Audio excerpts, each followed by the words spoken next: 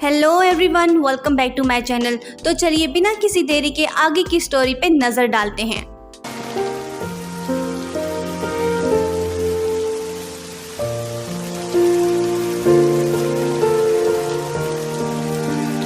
किम मिन आज श्री से मिलके उससे कहता है कि तुम्हें याद है कल रात हमने साथ कुछ अच्छे पल गुजारे। जिया उसे कुछ नहीं बताना चाहती क्योंकि उसे लगता है कि रियल रोबोट की जगह लेने के बाद किम मिन के लिए मसला हो सकता है। किम मिन भरपूर कोशिश करता है पर जिया उसे कुछ नहीं बताती।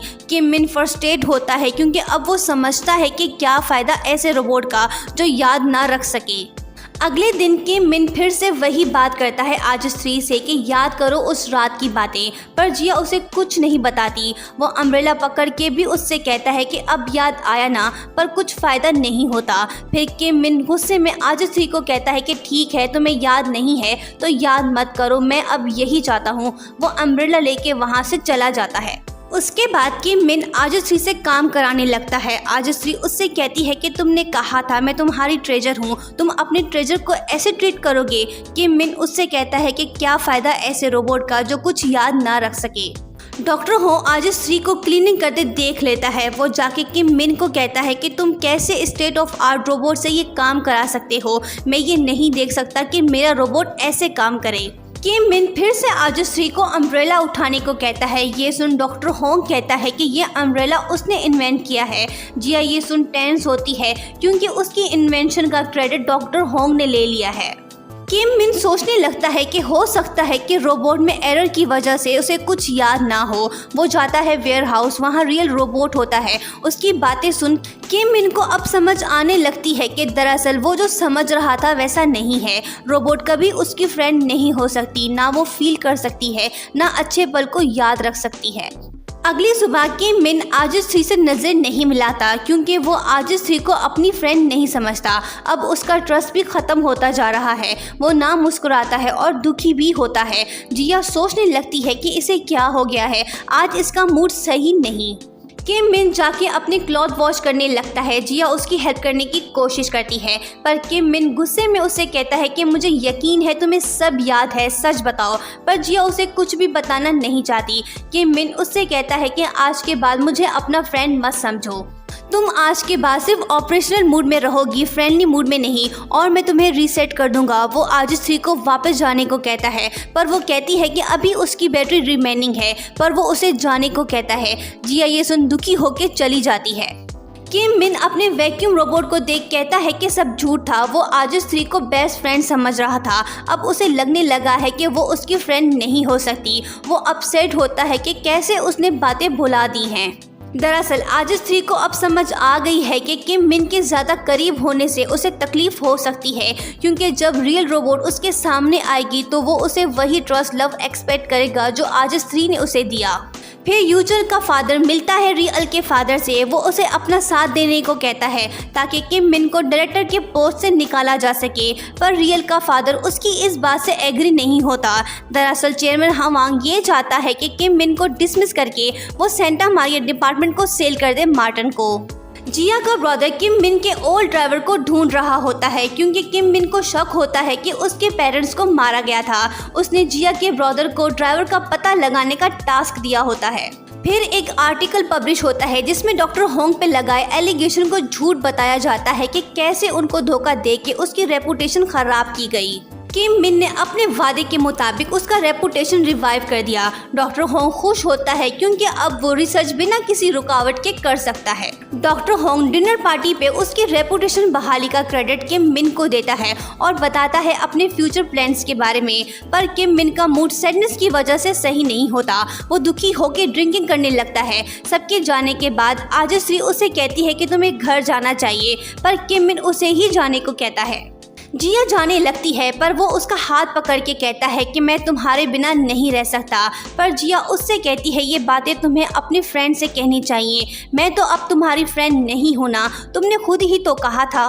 पर किम मिन इमोशनल होकर उससे कहता है कि बताओ क्यों तुम्हें कुछ याद नहीं, मेरा विश था कि काश तुम रोबोट ना होती। जिया उसकी इमोशनल बातें सुन दुखी होती है क्योंकि वो रोबोट नहीं है, पर किम मिन उसे रोबोट ही समझता है। उसके सोने के बाद जिया उसके पास आके कहती है कि I am not a robot. वो सच बताती है पर किम मिन नींद में होता है।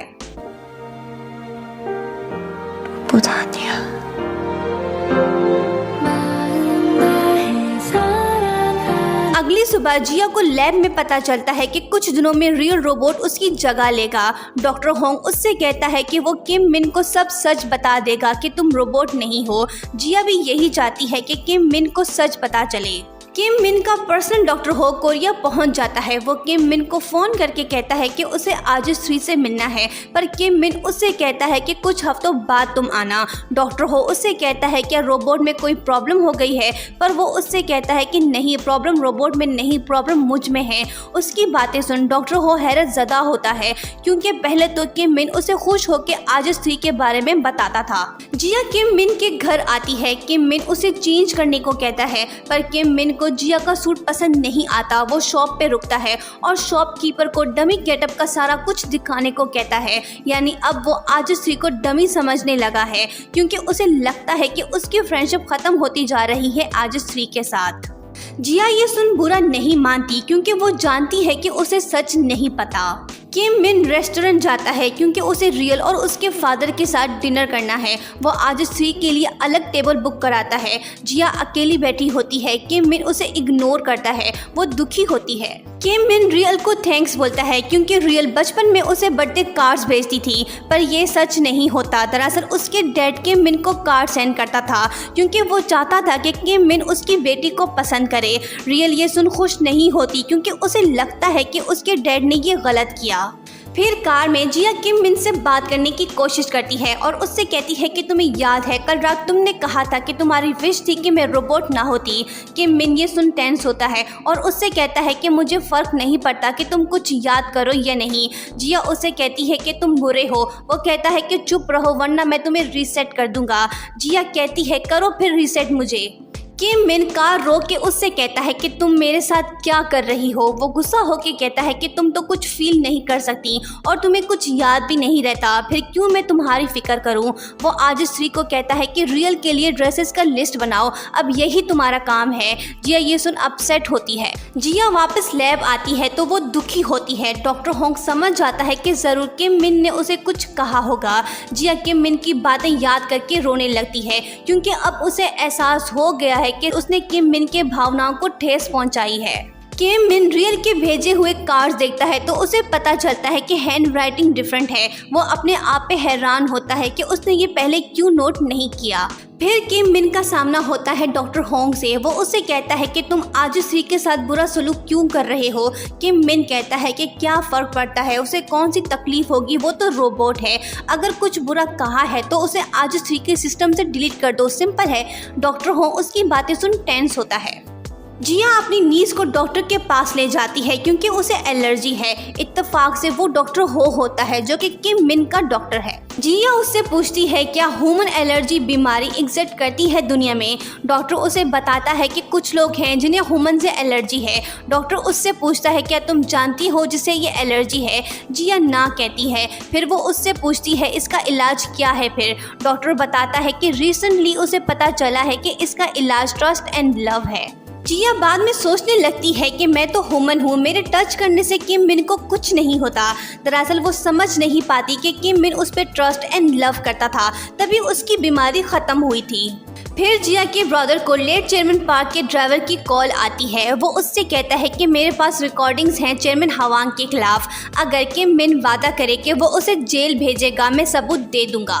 जिया का ब्रदर जाके किम मिन को सब कुछ बताता है। किम मिन उससे कहता है कि कांटेक्ट में रहो उससे। ड्राइवर से हमें और सबूत इकट्ठे करने हैं ताकि हम सेंटा मारिया टीम को बचा सकें और सच भी जान सकें। फिर किम मिन आज 3 के बनाए हुए हार्ट शेप बुक शेल्फ को देख उसे याद करता है। उसकी डेस्क पे जिया का पेटिशन पड़ा होता है।